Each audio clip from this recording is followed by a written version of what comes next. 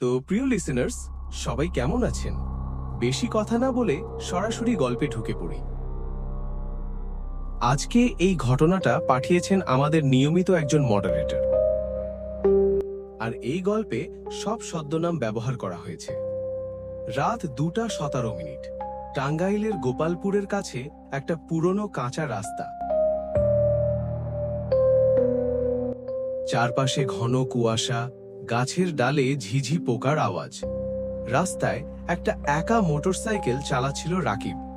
সে একটা ছোট কুরিয়ার কোম্পানিতে কাজ করে। আজ রাতে শেষ ডেলিভারি দিয়ে বাড়ি ফিরছিল। হঠাৎ সামনে থেকে একটা লাল নীল আলোর ঝলকানি, সাইরেনের আওয়াজ, টিউ টিউ টিউ টিউ টিউ টিউ।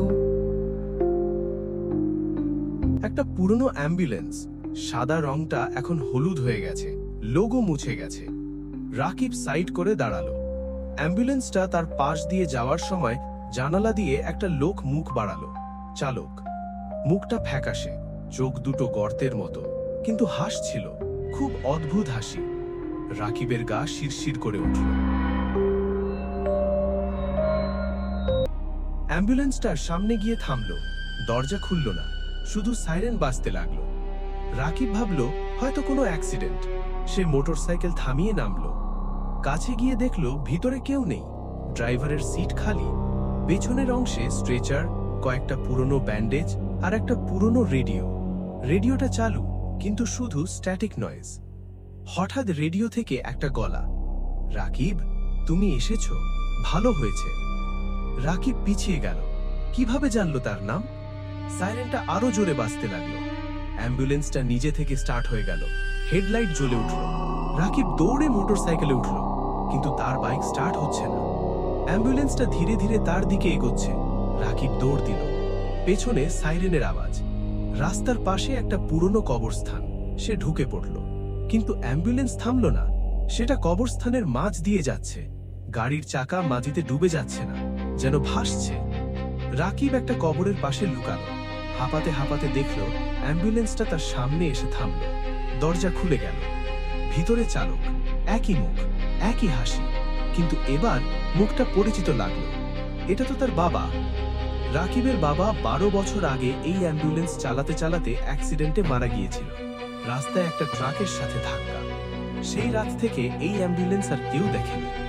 চালক বলল, গলাটা ফিসফিসানো, আমি তোকে খুঁজছিলাম বাবা, অনেক দিন ধরে। তুই একা রাস্তায় আসিস না, আমার সাথে চল, আমি তোকে বাড়ি পৌঁছে দিব। রাকিব কাঁপতে কাঁপতে বলল, বাবা, তুমি মরে গেছো?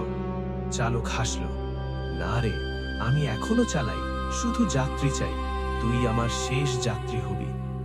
হঠাৎ অ্যাম্বুলেন্সের পেছনের দরজা খুলে গেল।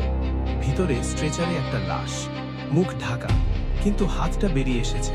হাতে রাকিবের নিজের ঘড়ি, যেটা সে আজ সকালে পড়েছিল।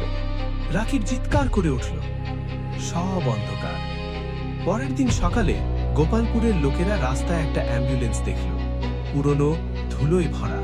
ভিতরে একটা লাশ, লাশের মুখে হাসি, আর হাতে একটা ঘড়ি। সময় থেমে আছে রাত 2:17।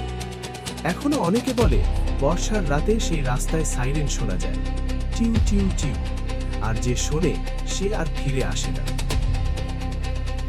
তো গল্পটা আপনাদের কেমন লাগলো কমেন্ট করে জানাবেন, আর চ্যানেলে নতুন হলে সাবস্ক্রাইব করবেন।